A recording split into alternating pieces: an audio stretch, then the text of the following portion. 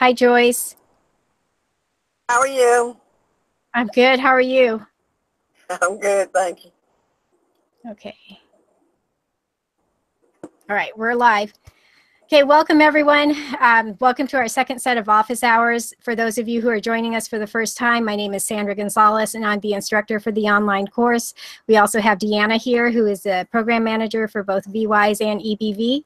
So congratulations on making it to week 3. I know it's been a very long 2 weeks, but it's going to be worth it. All the effort that you've put into your homework assignments are really going to pay off. So don't forget to keep posting to the discussion forums. Make sure that you are submitting your individual discussions to each of the forums. And also please reply to at least 2 of your classmates in each of the different discussion forums so that you can see what everybody is writing and also what it is that they are doing in their business so that you will come prepared to the conference. Okay, good. I see everybody joining us on YouTube. I don't do a lot of teaching on the office hours. Hold on one second here. I'm gonna start muting people. Okay, so if there are any questions, go ahead and either type them into YouTube, or you can just ask me on Google Hangouts. Okay, and Deanna's here too, so she's going to help me monitor the different chat rooms. So I did send out a PDF earlier of the slides for this set of office hours. I'm going to go ahead and go over those. Really, all they are, what I do is I go through the different discussions and I look for topics that people are really struggling with. So I'm just going to address a few of those. So let me go ahead and share my screen with everybody.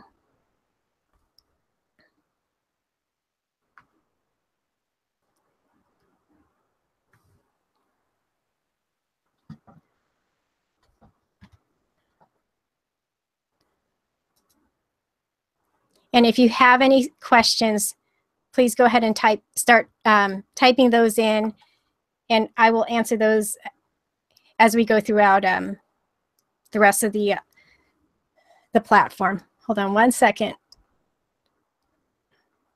Just want to make sure. Is this showing up? Okay, I see it on YouTube.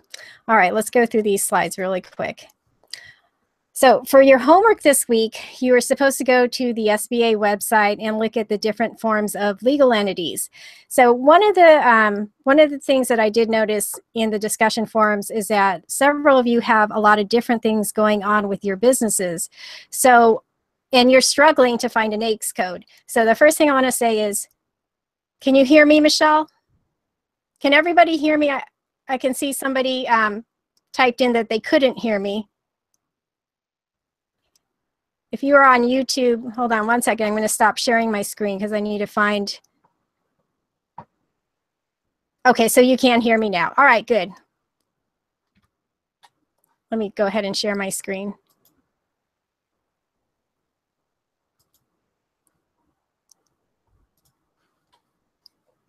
So for those of you who are familiar with this, what I want to talk about are the DBAs. A DBA stands for doing business as. So if you have a lot of different things going on in your business. So for those of you who are familiar with this, what I want to talk about. If you're on Google Hangouts with me, would you mind muting your microphone? And that will stop the echo.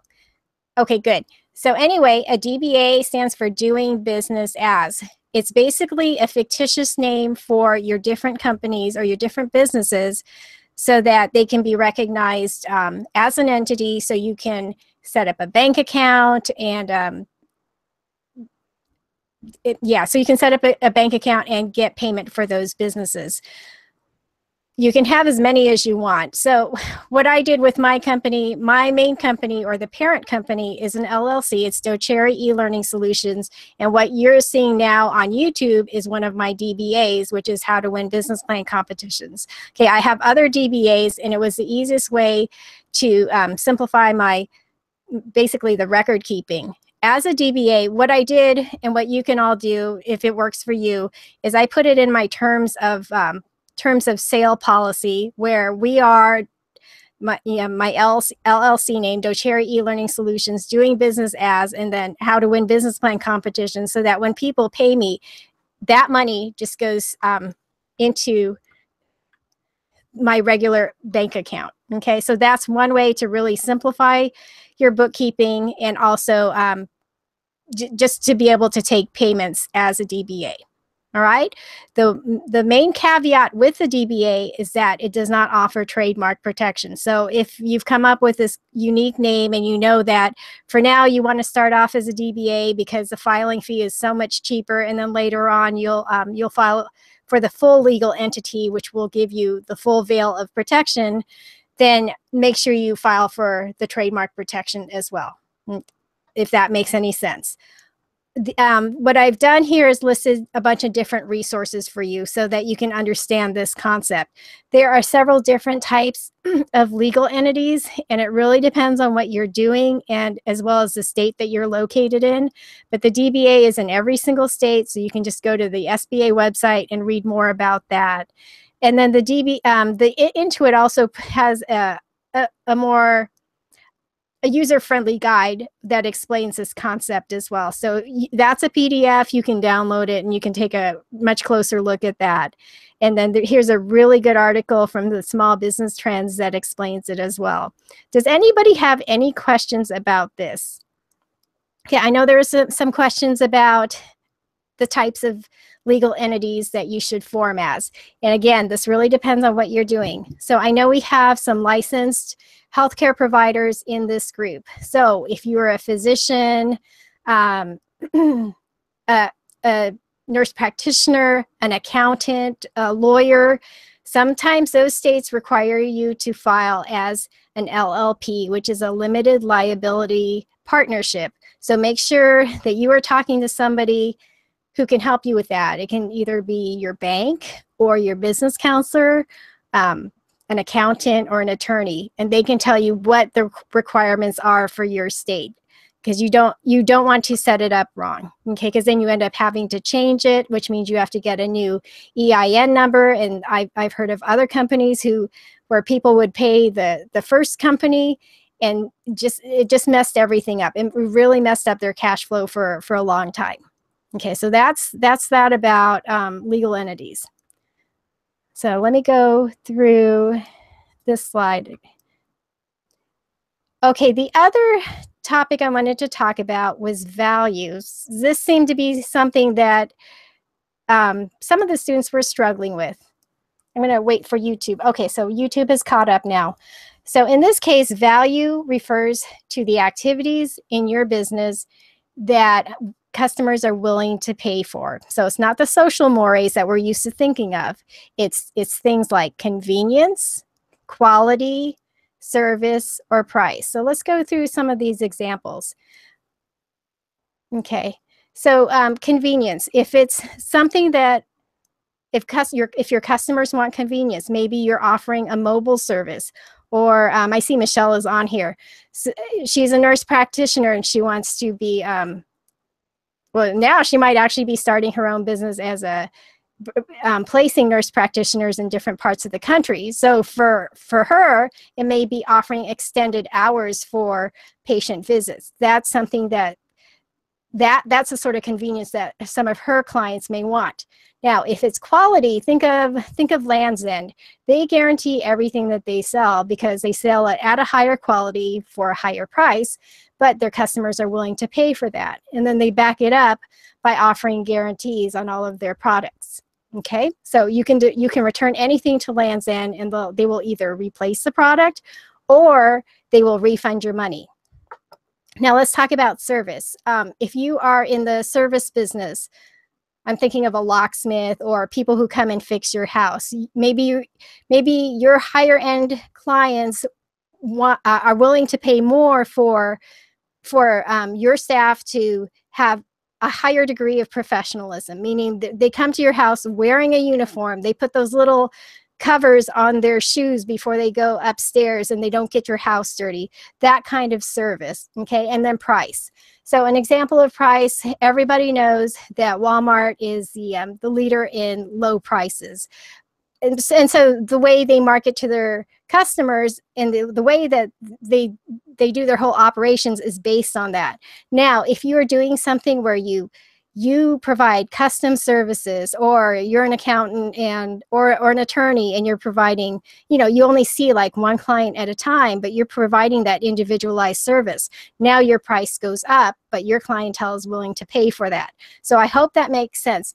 As you are going through the exercises, if you're not sure what your value is, ask your customers, network with other business people in your community, and then reach out to your new network of women entrepreneurs. Okay, you're going to have access to the online classroom for a year, and hopefully this group will serve as both your affinity group, and hopefully you can find some accountability partners as well, and they can help you define your value and also identify your niche. This will become very important later, both for your marketing as well as for your operations. Oops, wrong slide. Okay, so here are some examples of value-added activities. So in this first column, it says, it talks about the service industries, but I mean, it can apply to most other industries as well. And in this column, even though I listed fine arts because we have a lot of students who are creating jewelry, it can also apply to the other industries as well if you are product-based. So we talked about a high degree of professionalism in the service industries. You can also, as part of your value, you can offer packages where, like if you fix things in the house, like a repair company, you have a monthly payment plan, but those clients who are paying monthly get priority in services, okay? So they don't have to wait 24 hours. You will send somebody within 2 hours. It's whatever value your customer wants. Same goes with the airline industries. They have the rewards programs where, the example I'm going to use is American Airlines. Like, I was a Advantage Gold member for quite a while, but I got a different phone number for that desk, which meant my phone call got answered faster.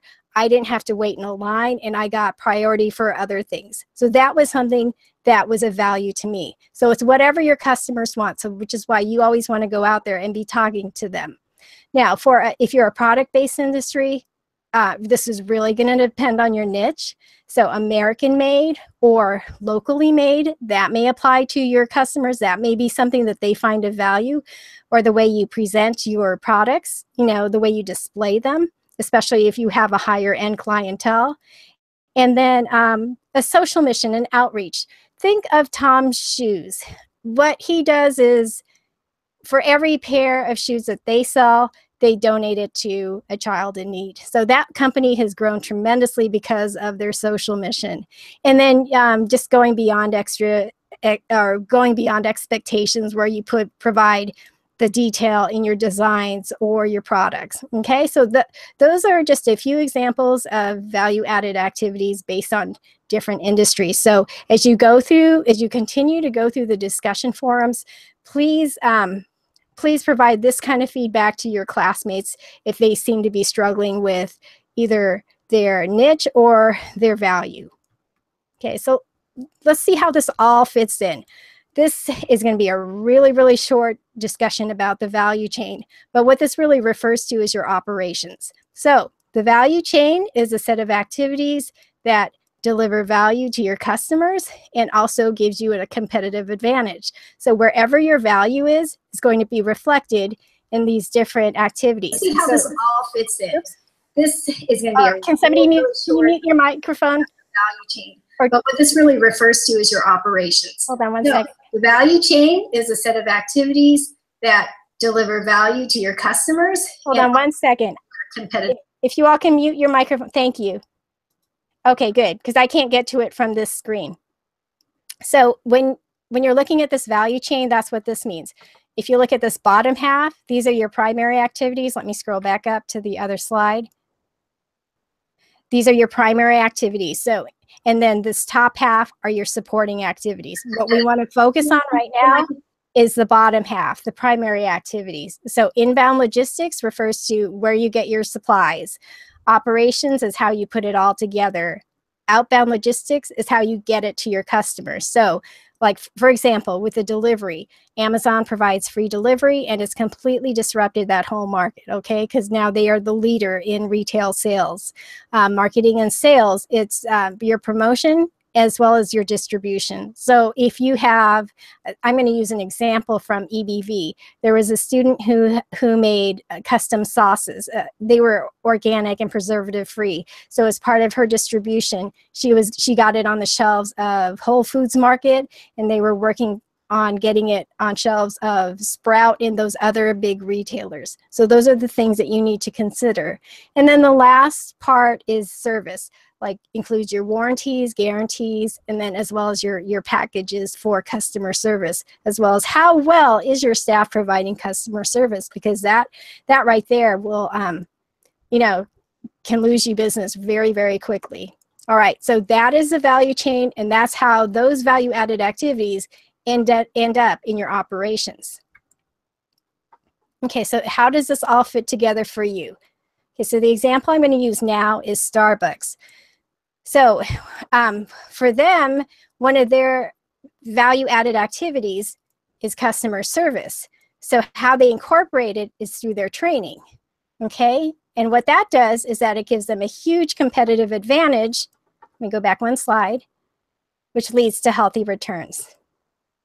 Okay, this is not working well for me. But anyway, you get the picture. All right? So your value-added activity, how you incorporate it in your operations is your competitive advantage. And that's the goal so that you can be profitable. Okay, that's why we're having you go through all the homework assignments. So if you're a big picture person, this is how it all fits in. So one of their value is to give superior customer service, and how they do it is through their training, which is part of their supporting activities. All right, you can Google all these videos on YouTube to help reinforce this concept, and I believe it's in some of the books too. But this is something that you need to consider as you're going through your network and your chain, because you need to identify all those suppliers and then figure out how you're going to add value and deliver it to your customers. Okay. Now, this was the other thing that I saw people struggling with, was their niche. So your uniqueness is what you do differently from everybody else that people are willing to pay for. But you also need to identify that niche. That niche, or niche, however you want to pronounce it, are groups of people who self-identify. They go to trade shows. They read those journals that are specific to their niche. Okay, so we are a niche. We are women veteran entrepreneurs and military spouses. Okay, you also have millennials, baby boomers, professionals, foodies. I mean, you name it, they're probably a niche. I broke this. Now, when you have a niche, you can even break it down even further. So for education, you have teachers, school districts, after-school programs, charter schools, homeschools. The main thing for you is you need to identify your niche and then break it down even further, because as Guy Kawasaki stated, that there will be different groups of people using your products in ways that you never expected. And so I've put examples of market segmentation in the Ask the Expert forum. And so you can take a look at those and then customize them for you. All right. But what you want to do is finish the homework assignments where you are breaking down these demographics into specific numbers based on market size, how much they're spending, like what their ages are. Because when you start doing the advertising, you can, especially on social media, you can pinpoint it down to their hobbies and interests. So when you're out there and you're doing trade shows, make sure you are collecting email addresses, because once you start doing some of those ads on Facebook and some of the other platforms, you can create what's called lookalike audiences, and it will pinpoint these people for you. Okay? All right, so that's how this all fits in together. I know that was a lot of information, but remember, you can review this as much as you need later on when you're further down the road and you're ready for this information. All right, I'm going to go ahead and stop sharing my screen. I want to go ahead and open it up for questions.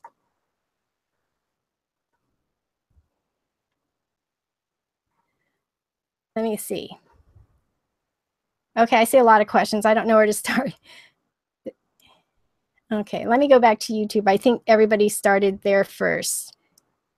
Okay, Michelle, you were able to file as an S Corp. Good. All right, good. So she is a licensed professional. So she got the go-ahead to file as an S Corp in Florida, which is great. So you just need to know whether you're doing the right thing based on your state. Okay, good. I'm glad you found the IBIS report as a good resource. That's where I get most of my information, especially when I'm helping clients. All right, on Google Hangouts.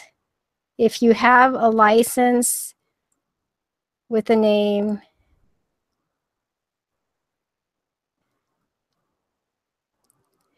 that all depends. That all depends. If you get a different, I don't know, if you if you set them up as different companies, then you'll need the EIN, and then you may need to set up different bank accounts. So talk to your business counselors or your CPA and see what will work best for you. Okay, because it really all depends on what you're doing. Okay, good.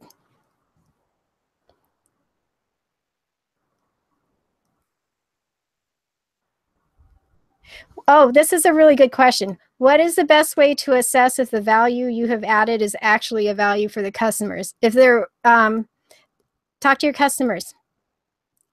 Chances are, if they're willing to give you money for it, then yeah, it's probably a good value for you. If you can get out there and talk to them, either at trade shows or, networking events, give something away, get their email addresses. That's usually what I do. I'll give away a Visa gift card in exchange for their email, and then filling out a tiny little survey on a slip of paper about this big. So it's not that intimidating. All they have to do is check a few boxes. Then I know, one, if they like the price, two, what other future products they want to see from my company, and just three, if they're the customer I'm looking for. So that's how you can determine if what you're offering is of value to them. Okay, and another way to do it is to develop your elevator pitch. We offer, or we help, and then state the benefit for that target market. And if you see their eyes light up when you're talking to them, then yeah, you know then that they're going to buy. Okay, good. Anybody else?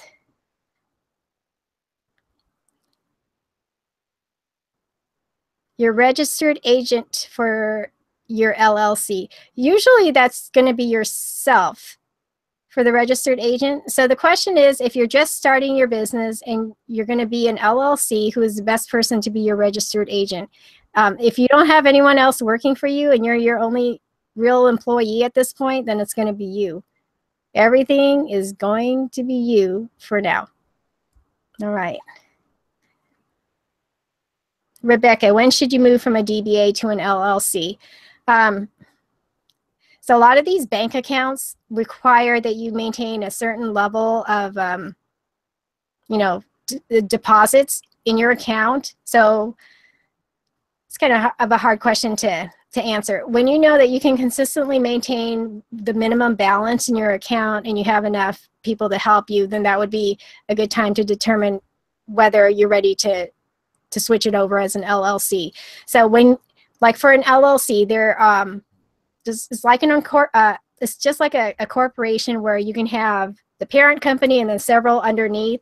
The LLC has a series LLC, which is the same thing, where you have the main LLC and then several LLCs underneath. So when you get to that point, you need to start researching how it's going to affect your taxes, your compensation, and it's just going to affect a lot of things with your business. So before you make that big jump, make sure you do the research ahead of time. So talk to your accountant and your attorney, because there's also some timing with the filing requirements. Okay, like I was initially going to start my company as an S Corp. My friend talked me out of it at the last minute as I was getting ready to file, and I'm glad she did.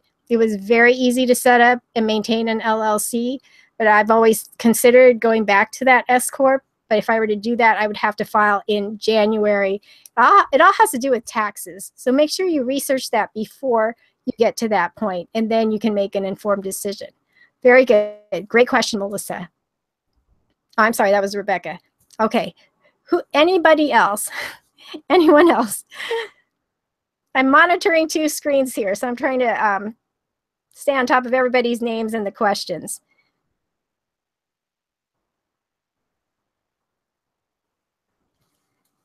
So, how's the online course going? As we've gotten further along, there have been less discussions going. Michelle, is it a great idea to have a tax accountant? Absolutely. Okay, so that's called your BAIL team, B-A-I-L, banker, accountant, insurance, and lawyer. So they can answer specific questions about your business. And you may need different types of professionals depending on your business or whatever it is that you want to do. In the example I'm going to give are like SBA loans. Not all banks do different types of SBA loans, so you may end up going to different banks for that. Okay.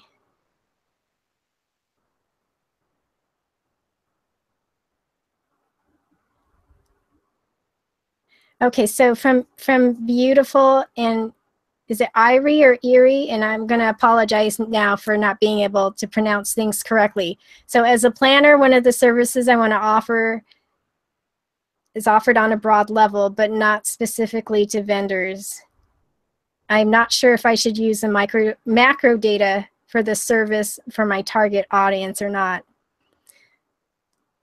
Okay, so when you have a lot of things going on in your business and even different products or services, you may want to create a feasibility analysis for each of those different services or products, okay? Because the point of the feasibility analysis is to make sure that it's going to work and it's going to generate a profit so you can, cover your expenses and be sustainable. So yeah, that's a really good question. You may want to separate things out and just focus on one thing, okay? The data is geared for specific things. So, I mean, that's really, for now, just focus on one product or service. And when you figure out how to do it, it makes it easier to do it for everything else. It's the same thing with business planning. It's the reason why people become serial entrepreneurs. Okay, good. Thank you. Okay, the I in BAIL stands for insurance. So think liability insurance. Yeah, and it was BAIL with an I. B for banker. Let me see if I can type this out here. I'm going to type it out on YouTube. So banker, accountant, insurance, lawyer. Okay, it's not going to be punctuated. You're just going to get it the way it is. Banker, accountant, insurance. That's really insurance agent, and then a lawyer.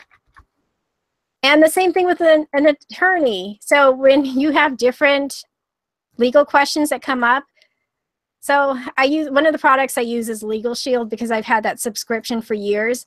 And so when I have questions about different things, what they do is they refer me to somebody who specializes in that. And that's just the way it is because everything is so specialized. All right, good. If you're just starting your business and you will become an LLC, how do you choose your lawyer?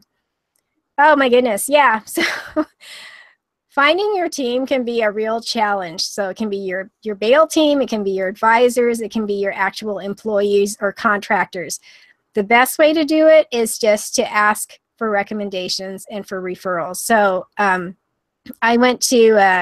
last week I went to a workshop for preparing for a business loan. I don't need a business loan at this point. I just wanted to go and sit there and network and figure out the next steps. And so while I was there, that was my business advisor who was giving the class. So if he gives a class, I know it's going to be a good class, and I'm going to meet new people and it will make it worth my time. So what he did was he brought a representative from the bank, and we all got to basically interrogate her and get a good feel for her character and her integrity. And so that's how I make my decisions on who I'm going to work with. So ask for referrals, see who other people are using.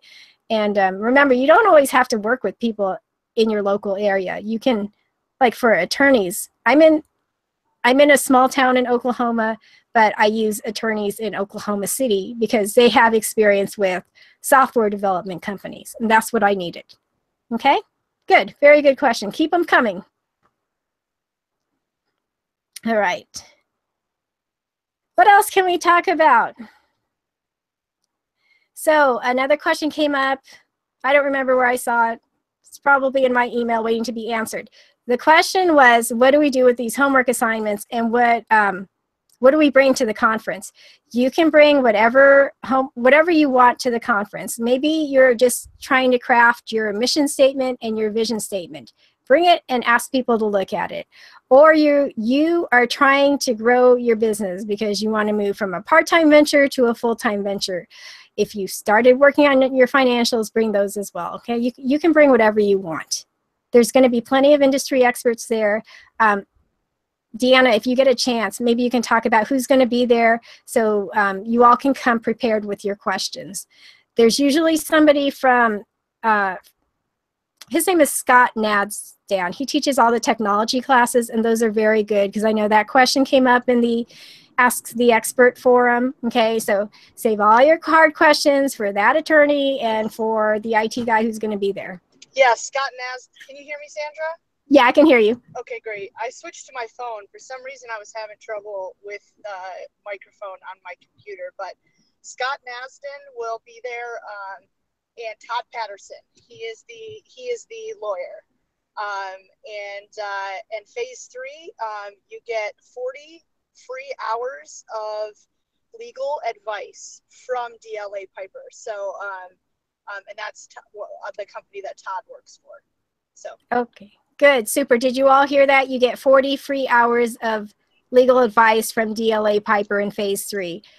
I actually, when I use phase 3 for legal advice, I actually got referred to Eric Pelton, and that's how I got my 2 federal trademarks for free. Otherwise, it would have cost me $1,600. So when I talked about the DBA, one of my DBAs has a federal trademark, and I just paid the filing fee for that, which was $300, okay? So my parent company and then the DBA both have federal trademarks. Take advantage of all the phase 3 resources, okay? They're great. They're meant to help you move forward with your company. Okay, let me answer some more questions. What can we expect from the conference? I'm going to turn that over to Deanna.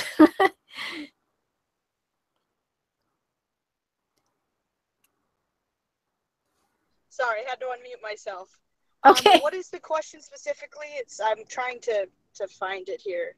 It's on the YouTube channel. So there were both of them asked, what can we expect from the conference? Can you be really specific about your questions from that? Are you talking about the speakers and the breakout sessions, or the hours in the day?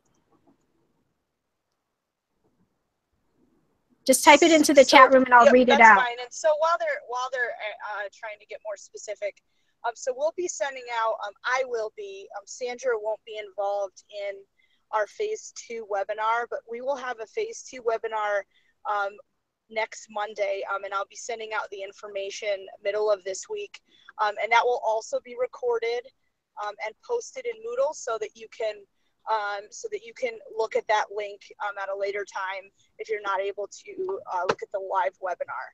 And in there, we'll explain what to expect in phase 2, all about your arrival at the hotel. We'll go over a little bit of the agenda that we'll share with you, and then kind of how the departure is going to look and some of the extra neat things that we'll be doing this time around. So is there anything specific then that they clarified? Yeah, they all want to know about the breakout session. So great. So what happened this year? Normally, when you register for a conference, you will also have the choice to select your breakout sessions right away. But at that point in time, because we started registration a lot earlier than we normally do, at that point in time, we didn't have all of our breakout sessions all set up. We do now, and so you'll be seeing a link to be able to register ahead of time for those breakout sessions. If you don't get a chance to register for those breakout sessions ahead of time, no worries. You can do that when you get there. And all that really is just to give the instructor an idea of how many people are going to be in his class. If for some reason you register for a breakout session and you get here and you get to Louisville and you realize you want to do a different one, there's no issues. You can just move to a different one. It's not, there's room for everybody in all the breakout sessions. So we're going to have a couple of different, you're going to have a business planning, you have the growth and startup tracks on Saturday. So you'll have, you'll learn about financing your ventures. We call it Financing 101 or Business Planning 101. And then those on the growth track will kind of have the Financing 201 and Business Planning 201, just kind of how to develop those a little better. You're going to get some breakout sessions. You'll all get breakout sessions from the experts at office hours. You'll get breakout sessions on business law, marketing your business, something specific to social media. How do I brand my business better? How to use technology in my business. And you'll get a lot of those elective courses that you can take. And Sunday is filled with little 45-minute breakout sessions for you all throughout the day that you'll be able to pick and choose and kind of like map your own course. But if you don't get a chance to ask a question to an instructor, or you don't get a chance to attend a specific breakout session, that's why we provide office hours that Sandra was speaking about. We provide that on Saturday evening. It's a 2-hour session where you're able to go into a room filled with all of our experts. They'll be sitting at different tables, and you can go sit down 1 or 2 or one-on-one, 1 to 3, and just ask the questions that you may not be able to ask in the classroom setting.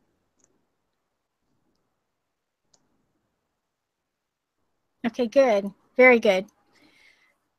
Okay, Melissa, is there someone who can help with financials? When you get to the conference, a lot of those industry experts are entrepreneurs, so you can show your financials to any of them and they should be able to give you some feedback, okay? And then also, just to kind of interject, sorry, Sandra, Tom Kruchek, you'll see his name on the agenda when we send that out. He is going to be teaching a financing class. Good. And then he'll also be representing, not only, he's also very good at marketing. So he'll be kind of representing, we have a couple instructors that are good at marketing as well. But yeah, so he'll be specifically teaching a financing in both the startup and growth track. And so he'll be there to answer questions. Will Larry be there? Yes, Larry Broughton will be there, and he'll be there for his session on Saturday as well as the office hours. He'll be doing the jam sessions. Jam session is pretty much, it's on Saturday night as well, so we have a bunch of different things that you can do. Pretty much he works through in a live session facilitated by him, hot topics in your business that you could just kind of work through together as like a group guided discussion. Okay, he is very good with financials also. So if you get a chance, like even before office hours, run it by him and make sure you all get connected with him on LinkedIn. He's been a great mentor for many of us, okay? All right, Michelle, will there be professionals in our industry to meet with? For you specifically in healthcare, I don't know, is there gonna be a healthcare related person? So we actually will have someone there. We normally don't, but because some of you may have heard about Think Thin. Think Thin is we have a great partnership relationship with them. They're an organization that promotes healthy living, healthy eating, and they will come promote some of their items on one of the breakfast times. And we will be having, I can't remember her last name right off the top of my head. Her first name is Nicolette. She is a nurse, and she is going to be speaking on that as part of a topic in the breakout session. So, yeah, so that'll be perfect. Okay, good. Very good. All right, keep those questions coming. So this gives you more incentive to finish all the individual assignments because now you can get some feedback at the actual conference. All right. Deanna, do you have anything else? No, I don't. I don't want to share too much because I feel like I'll just be double talking come the phase 2 webinar that I'll do. And we'll be able to meet. She officially starts tomorrow. we have a brand new EBVVY's coordinator. So we will announce her and introduce her in our webinar next week.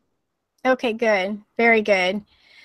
All right. What other questions do you have about the course, your businesses? How can I help you for the next 5 minutes before we move over to the telephone conference?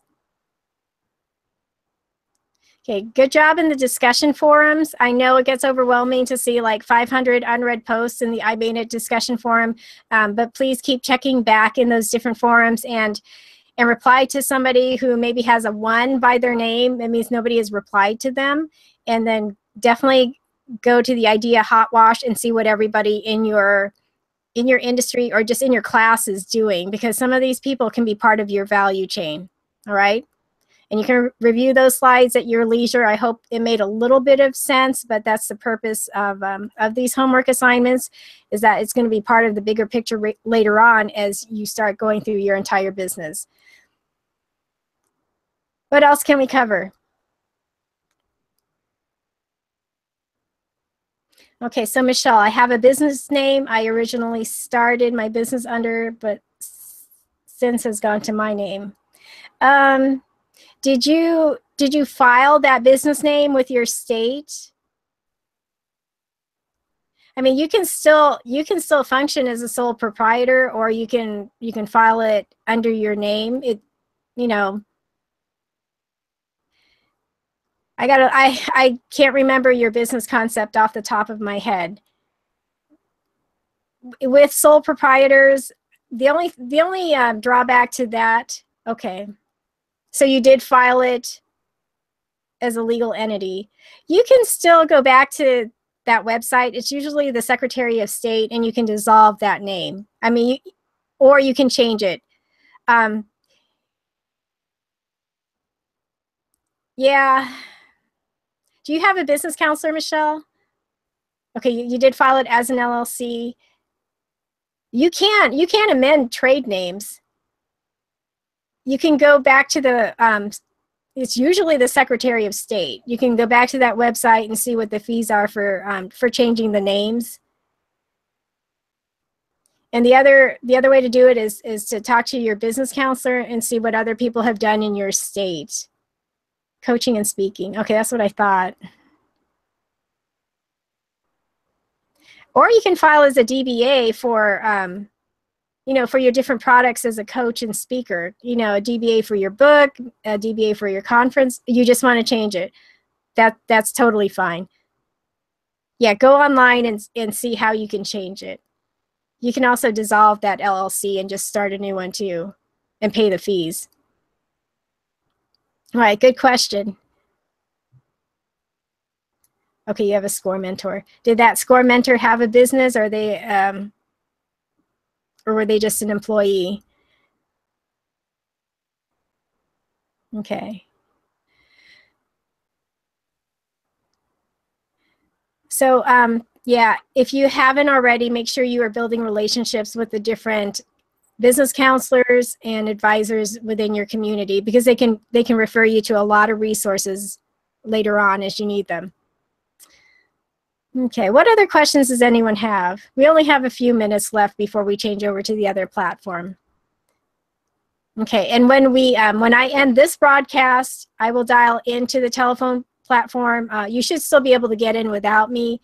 That will not be recorded, and we can all talk at the same time. If you have a lot of background noise, please mute your microphone, because you can still listen in, and then when you're ready to ask a question, just unmute it and start talking. Okay, good. You have a really good SCORE mentor, Michelle. Make sure you stay connected with him. And he might be able to give you some examples of what he's seen with people changing over their business names, because that does happen a lot. I have not had to do that yet. 1 minute. Anyone have any more questions on YouTube? All right, so for those of you who are watching the replay, keep working on your assignments. Make sure you post your own discussion to the separate forums, and then reply to at least 2 people in the different forums. Those are the only things that need to be turned in. I am going to be going through the grades remember, if you see a number by your name, it means you've gotten full credit. It doesn't matter what the number is, because sometimes I've accidentally clicked it more than once. What we're tracking is to see who is actually participating in the different discussion forums, all right? Okay, it's for your benefit. You're going to meet your classmates before you get to the conference. So, and you're going to get the homework assignments done so you can be prepared when you go and meet with these industry experts who charge lots of money by the hour for you to ask these questions for free at the conference, all right? So you're in for a great time. It's just a great event, and stay for your next steps. Stay connected with your classmates. Start your own accountability group.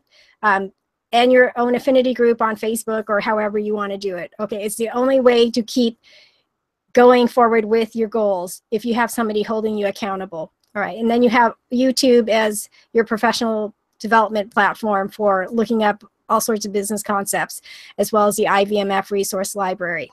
Okay, it's 5:45. I don't see any more questions on YouTube. So thank you for joining us. I will see you on Moodle, or please email me if you have any questions. The online course does end Friday, so make sure you have everything turned in before then. All right, I will see everybody who can join us on the telephone conference, and the numbers on the email. All right, bye for now. Thanks everyone for coming.